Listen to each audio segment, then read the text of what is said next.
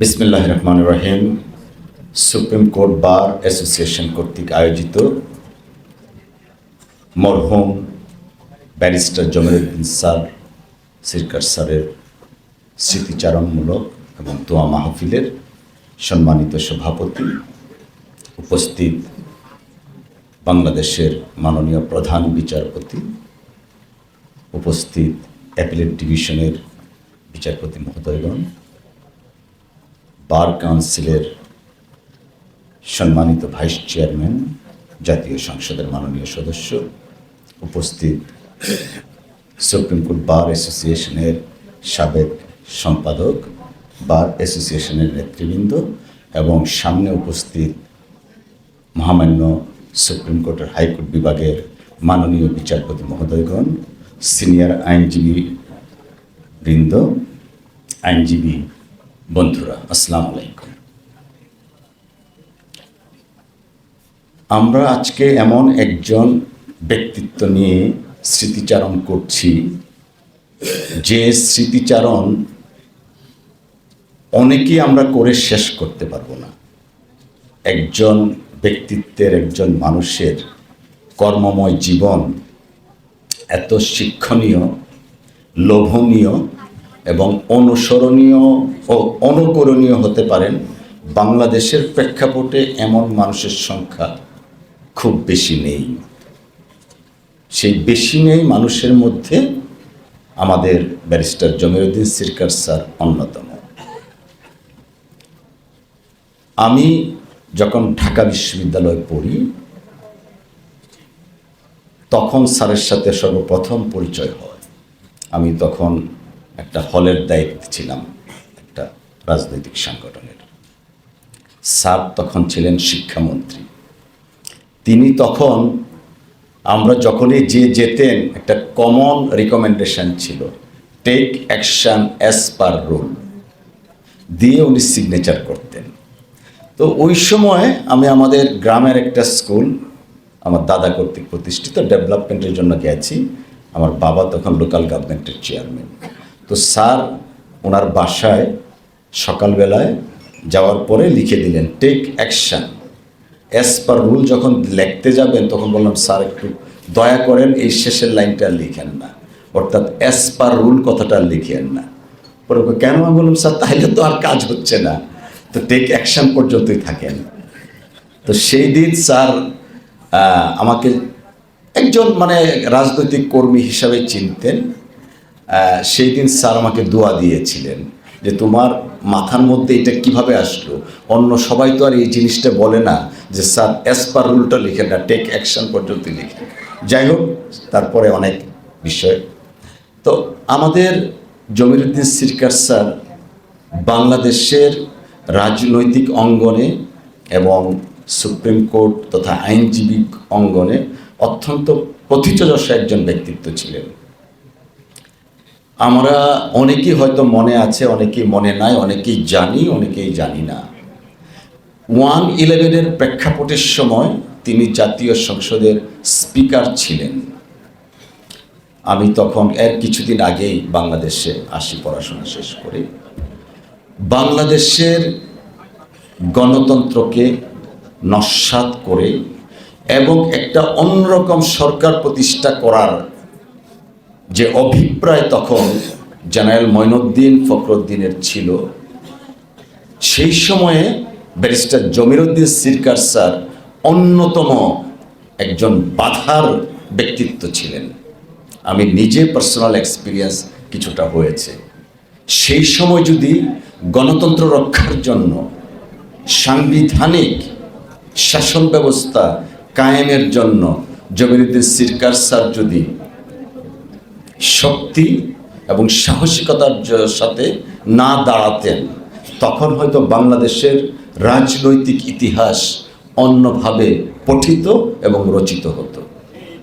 তখন থেকে স্যারকে দেখেছি বাংলাদেশের গণতন্ত্রের জন্য, বাংলাদেশের সাংবিধানিক ধারাবাহিকতা তথা বাংলাদেশের আইনের শাসন, মৌলিক অধিকারগুলো প্রিজার্ভ করার জন্য স্যারের মধ্যে যে একটা আকুতি সবসময় ছিল, সেটা অত্যন্ত প্রণিধানযোগ্য।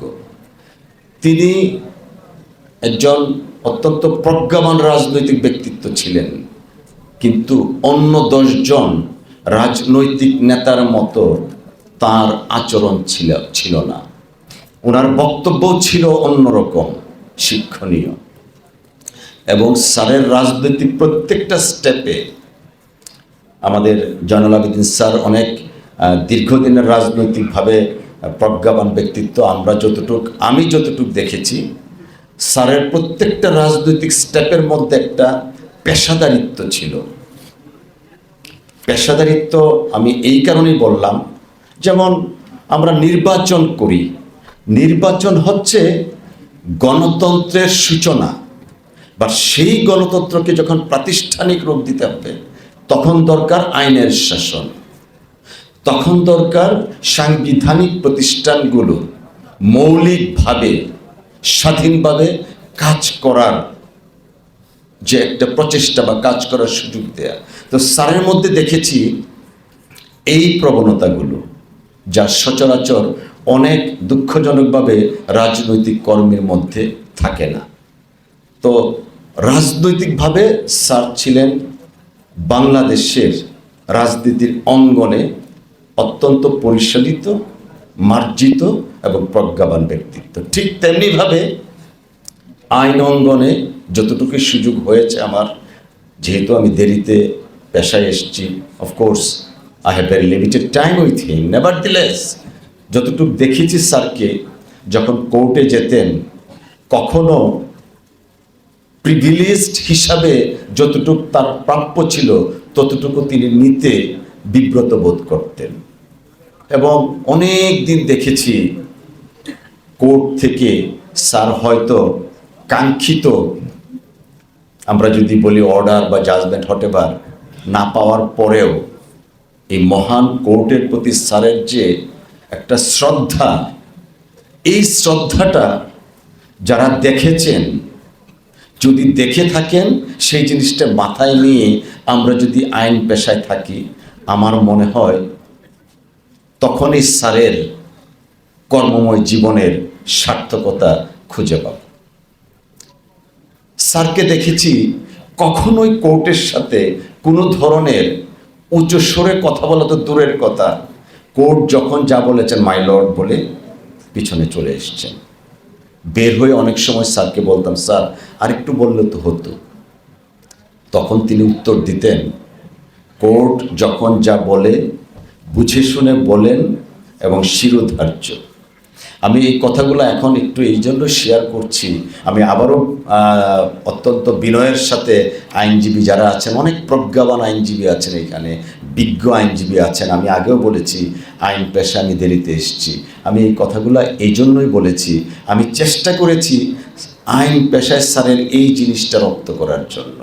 তো নবীন আইনজীবী যারা আছেন তাদের প্রতি অত্যন্ত বিনয়ের সাথে অনুরোধ থাকবে, আসুন স্যারকে যদি আমরা ভালোবাসি, সত্যিকার অর্থে স্যারের ব্যক্তিত্বকে যদি আমরা ধারণ করি, আমরা যদি লালন করি, স্যারের যে সাবমিসিভনেস ছিল, লয়ালিটি ছিল টুয়ার্ডস দ্য কোর্ট, এই জিনিসগুলো আমরা রপ্ত করার চেষ্টা করি। আমি আমার বক্তব্য প্রলম্বিত করব না। স্যারের পরিবারের প্রতি সমবেদনা জ্ঞাপন করছি।